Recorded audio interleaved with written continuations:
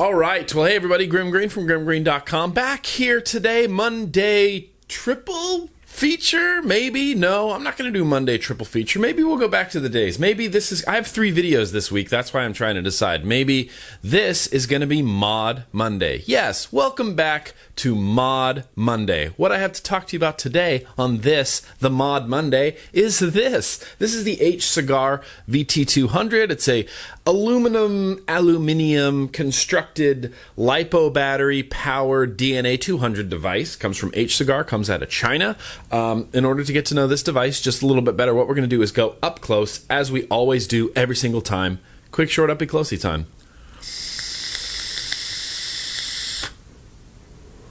All right, yeehaw. Well, let's spend a little bit of up close and personal time here with the VT200 from Hcigar. This is their lipo battery powered DNA200 device machined out of aluminum. There's not going to be a whole heck of a lot to see up here other than that looks like a face. I always see a face on there. Spring-loaded 510 connection. Nice clicky buttons that are interfacing directly with the DNA200 board underneath. I actually do really like this button. It seems to be like a custom machined button. It has a slight bit of like, record player grooves on it. It's just really comfortable to use. Nice big bright DNA200 display. Now I've changed my DNA200 using the eScribe software to always show my battery percentage on there. I find it's much more accurate than going by this battery bar right here. Top to bottom, it's all aluminum. It's all one piece. There's a little smooth cutout here for holding it in your hand. Hold that right there. Press it with your finger. Works really nice. USB on the bottom for interfacing with the eScribe software as well as charging. You can't take the batteries out of here. They are lipo batteries and they're all screwed in and all together. Vent holes on the bottom, designed by Hcigar in China. My only real gripe with this, I don't even mind that it's branded. I like that logo, VT200. I'm not a big fan of these stripes, and that's just getting really nitpicky. I don't really like the way they feel, and I don't really like the way they look. Maybe they kind of did that to look cooler. I don't know. I just don't. I feel like it makes it look cheaper. I feel like this is a really nice mod that is made to look cheaper by having these stripes engraved in here, and they're recessed down in there, like you can feel those stripes. But yeah, overall the fit and finish on it is really nice. It's actually pretty lightweight for the lipos that are in here. Now this is a 1300 mAh or milliamp hour battery, which means you're going to be getting a 1300 milliamp hour or mAh battery life. I believe we do have the ability to convert that into watt hours, which makes much more sense when you're using vaping stuff and DNA200 stuff. But yeah, spring-loaded 510, so I can throw my Arctic tank on here. This is the Arctic V8. Fits on there nice, looks good. Press the button, shows me my ohms, 0.55, 76.2 watts that you can adjust up and down. Now this has a DNA200, so it has all the DNA200 functions in there. 1, 2, 3, 4, 5. Just want to show you my lock screen because it's cool, and it says Star Wars on it. And when you boot it up, it says sub-ohms, and you can change all that in the eScribe software. It's all pretty simple, pretty straightforward. Feels really nice in the hand. I actually really enjoy using this. It's got a couple of quirks that we're going to talk about. Not a whole hell of a lot to see up close, so let's get back out to normal view. Let's vape this. Normal view, normal view. I also have a new microphone. I'm not sure how it sounds. I ran some tests recently and it seemed to be working okay. So yeah, now I have a new microphone and it's right here and you can barely kind of see it. But anyway, it's not about that. VT200 up close and personal. Now, I didn't realize that this box was as expensive as it is. So this is a aluminum, made in China, lipo-powered DNA200. It's not got any really bells and whistles or anything. It's very simple, straightforward design. It's small and slender and slightly tapered and rounded, and there's like this roundy part that you can hold in your hand. It's really comfortable to use. Like I said in the up close, I could do without these stripes, but it's not a deal breaker.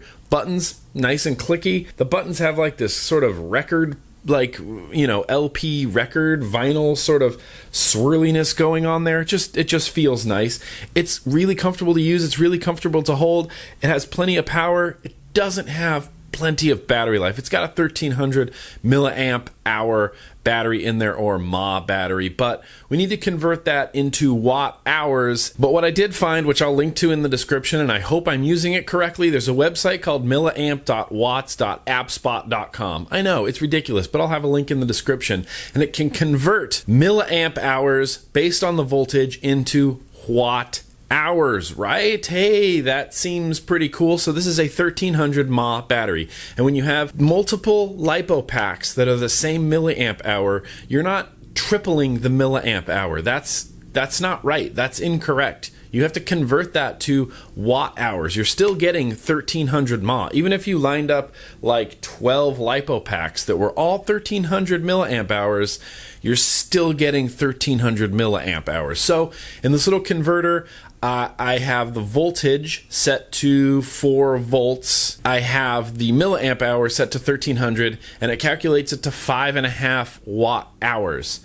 5.5 watt hours. So that means this can fire 1 watt continuously for 5 hours. So needless to say, 5.5 watt hours compared to something like the Joe Lit DNA200, which is substantially bigger and wonkier and heftier. This has a 10 watt hour battery, which means it can fire 1 watt continuously, just holding down the button for 10 hours. And obviously when you're vaping, you're not pressing and holding down the button for 10 hours or 5 hours at a time. You're doing it in little, 5-second increments. And so I did the math, a long time ago, and I was really, really wrong, calculating how many drags or how many toots you can get out of a certain watt hour battery. But just keep in mind, it's a 1300 milliamp hour battery, and that's yielding about 5.5 watt hours. But overall, I really, really liked this. Now, are you going to need your vape budget hands? Yeah, you're really going to need your vape budget hands. Hcigar has these in stock right now.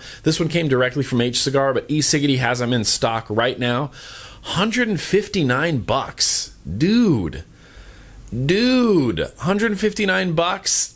If this is the form factor you're going for, and you want something very, very small and very, very lightweight and very, very comfortable to use that does have a low battery life but can give you plenty of wattage, maybe the Hcigar VT200 is exactly what you're looking for. As it stands right now, I don't think I would spend $160 on the VT200. If this somehow got destroyed, I dropped it off my balcony, it got run over by a car, the LiPos vented and it was ruined forever, I wouldn't rebuy this. $150 is a lot, especially considering there's other, not DNA200, but 200 watt devices out there that are going to have a little bit better of a battery life and are substantially cheaper. I feel like personally that's too high of an asking price, but obviously in the end the decision is yours to make. I'll have links in the description to the watt hour calculator as well as to Hcigar, the Hcigar, and then the official Hcigar website. All in the description. It's all down there. It's all down there in the description. But that's what I got. Thank you so much for watching, everybody. And yes, as always, let's keep on vaping.